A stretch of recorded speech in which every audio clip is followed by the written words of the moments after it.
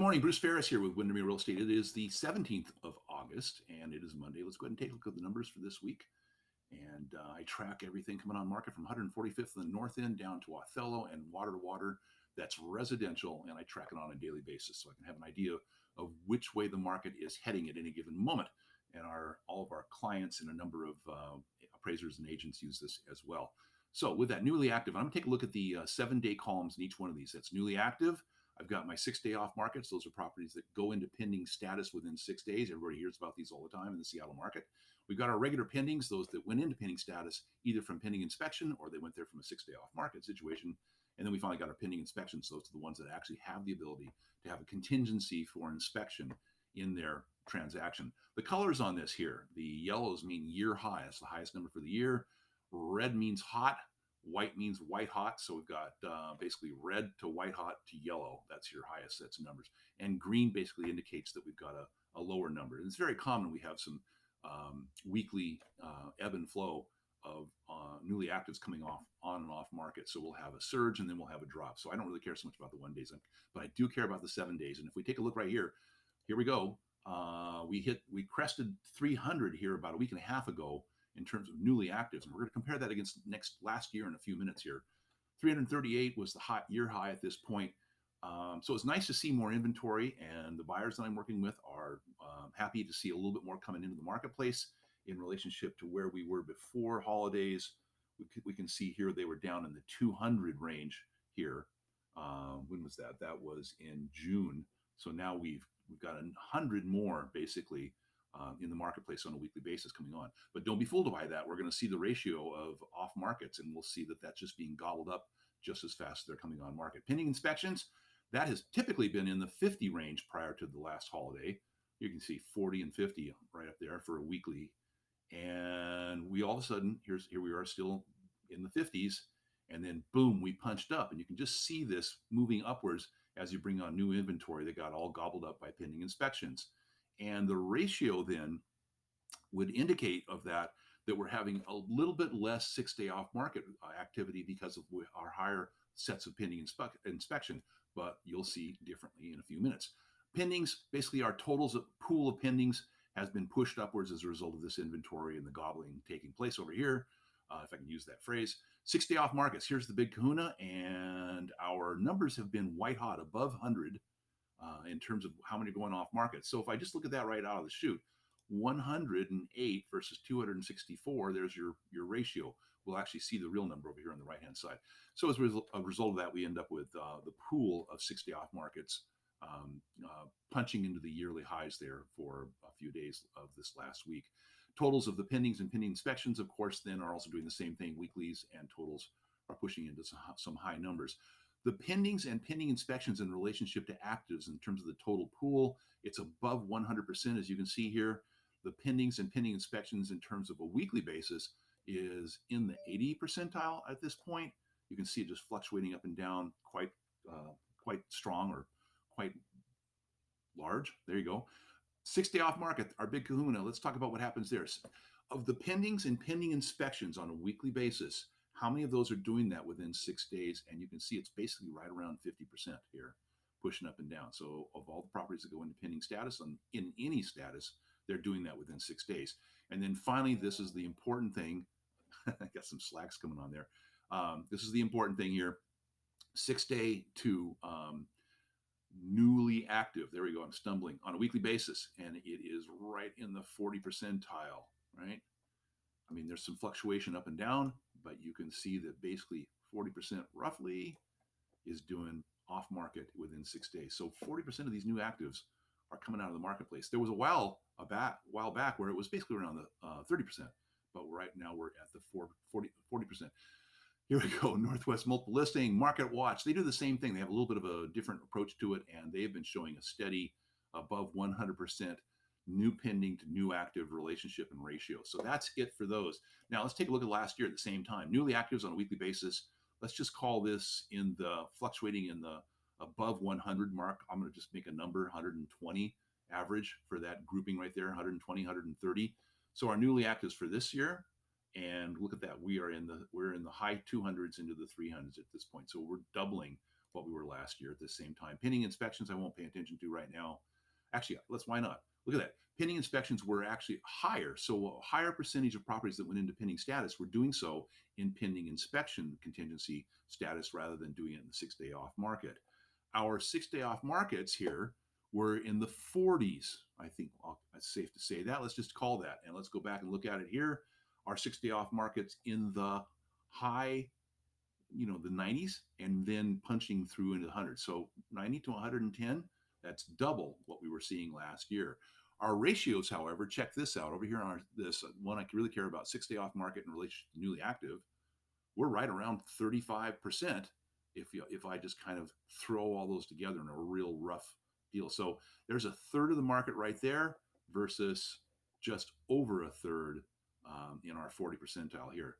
All right, let's go ahead and go forward. Let's take a look at what I call the core of the sun. If you have a property in the north end, or if you were a buyer in the north end, you're going to want to know about this. All my buyers, we track this constantly so we have an idea of what we're dealing with. And for my sellers that I'm prepping market analysis work, this is really important. So reds are solds, yellow are pendings, and greens are actives. And you're going to want to pay attention to that here. You can kind of see where those are and what the concentrations are. And again, these are properties that are built prior to 1980 residential. So I didn't want to put in the new construction to change that out. I'm talking about those typical properties. Let's look if there's any other criteria. I may have a 3-bedroom on this. I do. So this is your typical 3-bedroom prior to 1980. That's what I put into that.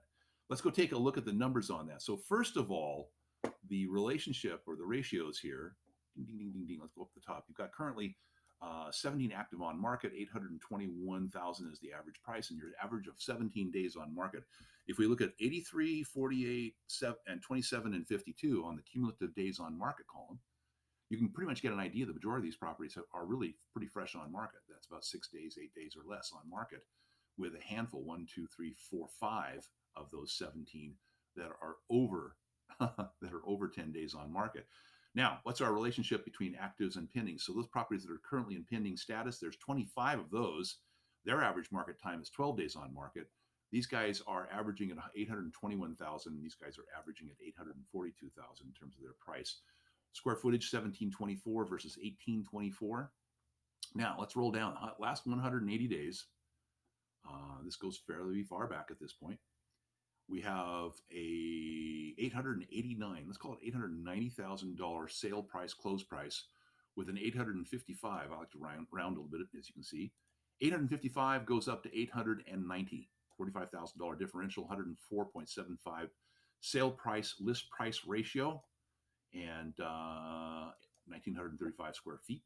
So obviously those big ones got a little bit better thing. So let's slice this up now. So if we see here that we have a lot of properties that are selling in a short amount of time, 12 days average on market. What do we got down here? I didn't look at the 13 days on market. Woo, that's intense. And if we take a look at the 56 and 20 and 88, we know some properties are selling over that market time. So let's go first of all to a slice where we're saying let's take a look at 10 days or less. And out of those 17, 11 of them are 10 days or less, $830,000 versus the 821, there it is.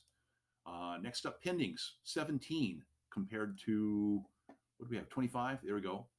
17 of them, 5 days average on market, 816,000, 817,000 versus 842,000. Next up, finally, this is going to be where we see some real differential. $847,000, $846,000 start price on these solds. There's 96 of those. So we had a total of, let me hit down here. Sorry about that. I should have had that. 136. We had a total of 136, but 96 of them, all but 40 of them, sold in 6 days or 8 days or less. 846 average, 910, I'll call it. 845 to 910. 107.14 sale price, list price ratio in terms of percentage. Now, let's go take a look at those properties that took, let's go 10 days to 21 days. And I'll call that the second portion of the market, because I tend to look at this thing and see 3 portions of the market. You've got your fast market, you've got medium market, and you've got your slow market. So let's take a look at the medium market. The medium market, anything from 8 to 21 days on market. And there are 6 pendings currently. 3 of them are actives, three actives. And there's 26 versus 96. 26 properties sold in the 10 or 8 to 21 day percentile, and they closed out at 864,000 versus the 908, I believe that was, or 905, whatever that number was. 863, 101.74% sale price list price ratio. Now let's go to those that took 21 days or more, and we do see a completely different number. 53 days average on market, and let's look at the CDOMs, cumulative days on market. Only one of them was really crazy. 82, I'm looking for the highest number, 72, 211, and there's another 88. So actually still quite a few of them sold in the lower amount of time period, but 53 was the average days on market. And there's 17 of those. So if you stop and think about it, if you're a seller on market and you're actually getting accurate market data, you're recognizing fairly quickly that you should have been sold within a couple of weeks, at least 3 weeks on market. So that's that. That is the core of the sun broken down. And again, if you're a buyer in that marketplace, you're going to need to have your tennis shoes laced up. And if you're a seller, for God's sake, do everything you possibly can to prep your property as high as you possibly can. And you're basically going to price it a little bit low. Here's one thing I didn't talk to you about, but when I'm doing a market analysis with a seller, one of the things I'm looking at is the ratio between average list price and average sale price. And this might be a little bit esoteric, but if you want to follow along, I'll tell you what I the secret sauce here that I tell my sellers.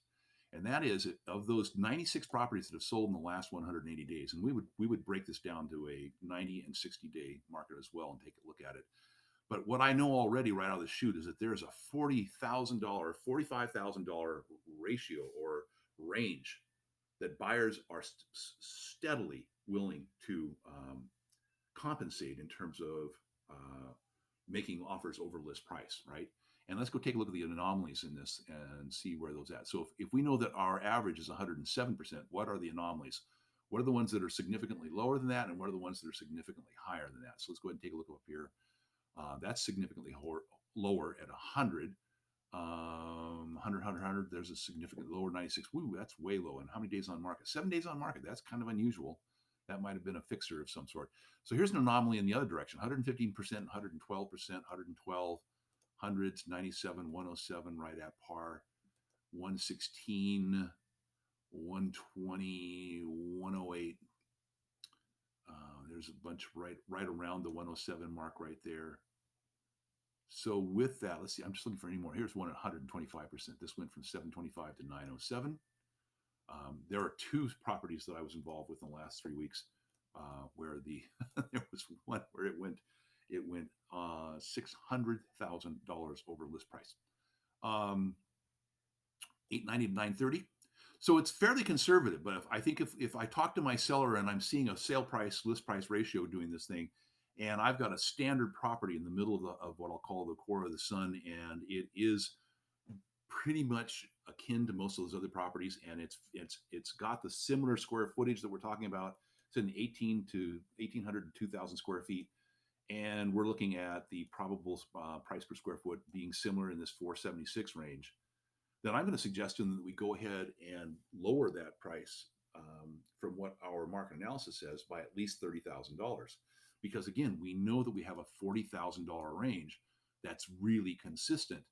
And if I call up all the other listing agents that are in the area that have the current pendings and they tell me that they had 5, 6, 7 offers on a similar property, I know that there are a handful of other people out there that are still waiting to grab this property once we come on in the marketplace. So it's going to be the same thing with my buyers. If we're trying to compete in this marketplace, they're probably going to have to lose out on a couple of properties at least before they're able to really swing the bat hard enough to win. And I call that number the nuisance fee. Basically, your escalation amount that you're going above and beyond the list price. That's your nuisance fee that you're paying to try to get that property.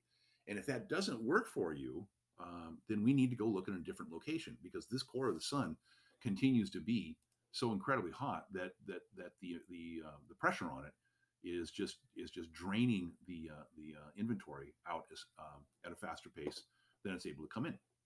All right, well, that is it. That's probably a long video today, but I wanted you guys to have that, and hope you're doing good. You can always get a hold of us. I would certainly encourage you to like and subscribe to our YouTube channel, and I typically put these on about once a week. I am busier than I have been in the last 3 years.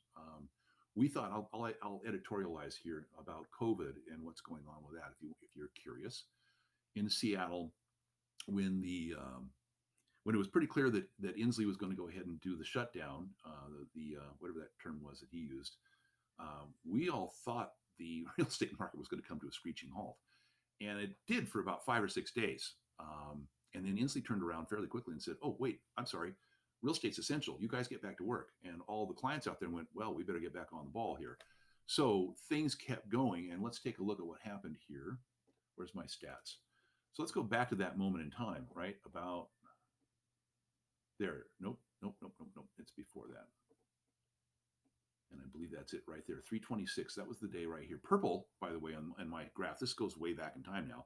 Purple was the highest number up until that moment, or right after that moment, of each one of these sets of columns, because at that point I was pretty convinced that we were just going to fall off the face of the earth in terms of volume. So it was like, oh dear, let's track what's going to happen now as a result of that. Blue, this powder blue here, or whatever that is, gunmetal blue, that was the lowest number then after the shutdown. And so let's take a look what happened here. We went heavily into the green as inventory and pending inspections and 6-day off markets dropped fairly quickly. But look what started happening here so that was 326. Here we are starting into the second week of April, and it starts pushing right back in. And all of a sudden, boom, we have year highs for the first time. And, honestly, I'm looking at this going, really, what? So we had high inventory coming back onto the marketplace. And then these bright purples, those all of a sudden were the highest numbers post-COVID, post-shutdown. And tracking. And we have a little bit of fluctuation, but we've got these bright red numbers. It keeps pushing up. And all of a sudden we start getting year highs again.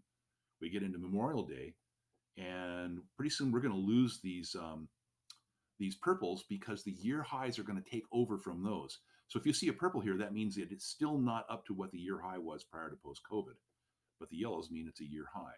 And just about here, we hit our first big weekend. This is July 4th. Is that right? Yeah. And blue means these are anomalies. So these numbers just always get tweaked out as a result of the holiday. And from that point on, there's no more purples. And we just start going up with our ratio over here on the far right holding on. So there's my long editorial. If you were interested, if you are, you're as much a geek as I am. Congratulations, you're now part of the Statistics Geek page. So with that, it's 9:15 in the morning, and I've got to get over to do a couple showings. And I'll see you next week with This Week in Seattle Real Estate. Please do subscribe. Oh, by the way, up here at the top, you've got information here. You've got the ability to subscribe to this. You've got the ability to always see the newest one. It's just called tinyurl.com, This Week in Seattle Real Estate, right? This week, tinyurl.com/This Week in Seattle Real Estate. And that'll get you to the YouTube channel.